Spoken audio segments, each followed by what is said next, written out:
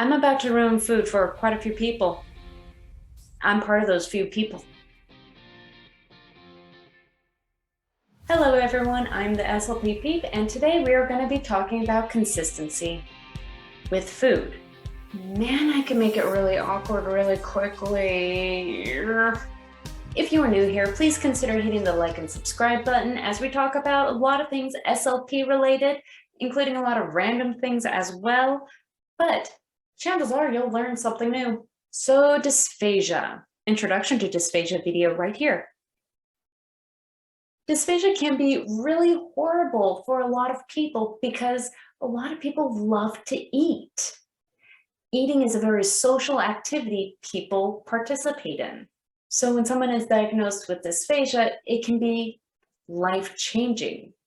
What could also change is the consistency or how thin or thick your food also is. So I like to eat, and this is going to be really hard for me. Now, as an SLP graduate student, you will have at least one class on dysphagia. Unless, of course, you go to a medically based university and they have multiple classes about dysphagia and even host seminars about dysphagia. Moving on, when I talk about food consistencies, there's more than just liquid and solid. There's more, meaning there's in-between factors as well. What makes this even more complicated, frustrating, annoying is depending on the facility an SLP works at, depends on what method they use to determine what type of food a person is able to eat when they're diagnosed as having dysphagia. In the United States, one of the main ways to classify liquids, at least, is by one of 4 words. These 4 names are thin liquids, nectar liquids, honey liquids, and pudding liquids. I don't even think we say liquids for the last one, it's just pudding. Now the specifics on how to classify this liquid and that liquid and the viscosity of each or the thickness of the liquid, oh boy, that could be talked about a whole different day. And it's not really that much fun. There are companies that have these liquids pre-made in a sealed container, so all you have to do is take off the lid and voila, you know what consistency that liquid will be. And it's pretty easy. You're going to get the same consistency every single time when you order the pre-made stuff.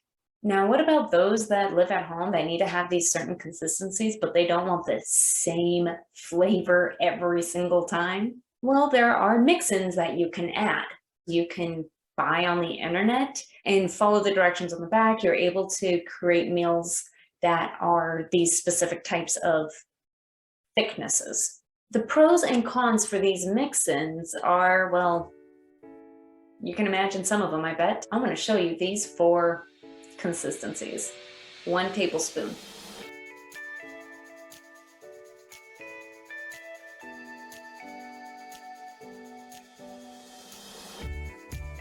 Pudding.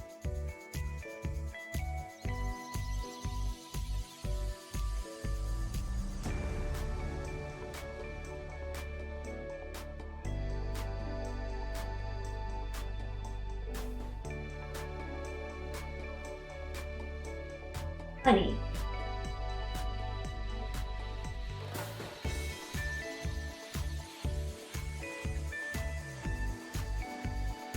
Nectar, give or take. Thin. Yes, I added blue food dye to the thin liquid so you can actually see water.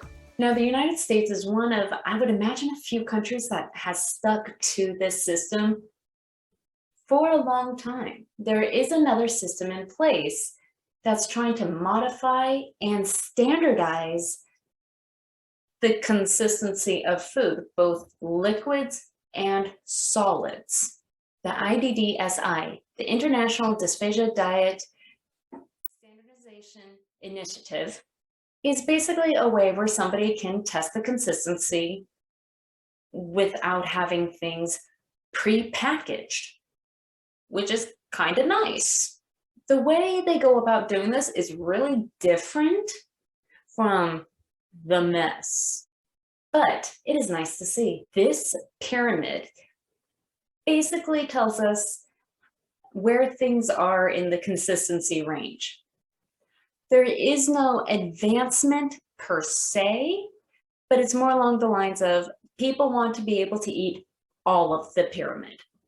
One nice thing about the IDDSI is that they give great descriptions for all of their steps in the pyramid.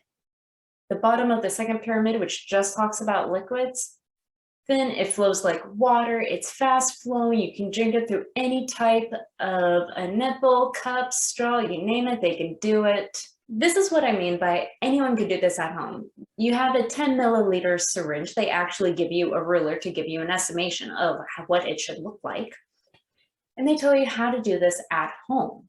You fill it up to the 10 millimeter mark with your thumb at the bottom of it. Remove your finger for 10 seconds. After 10 seconds, you put your finger back in. Is it in the 1 to 4 milliliter range? Well, guess what? That's a 1. Is it all gone?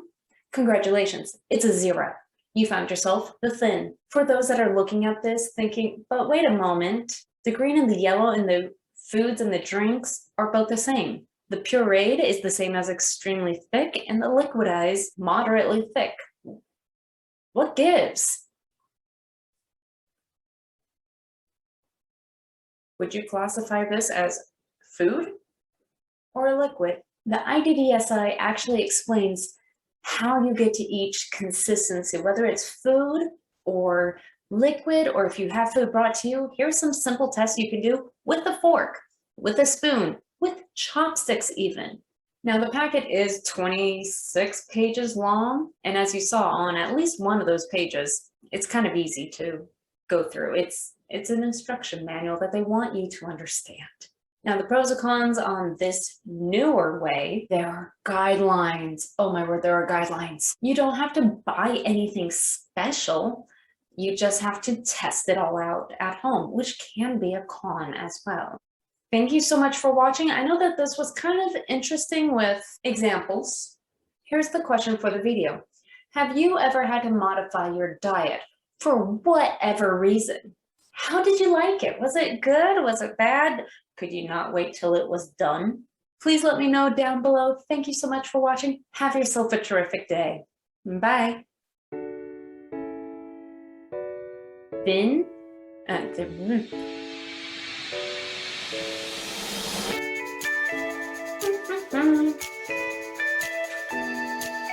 Keeping, maybe?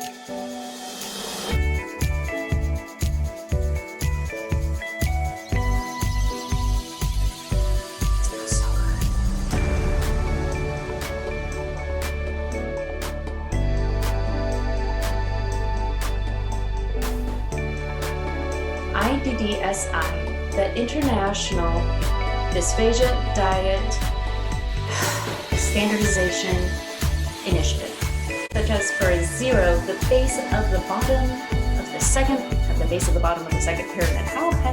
How horrible can I make this sentence?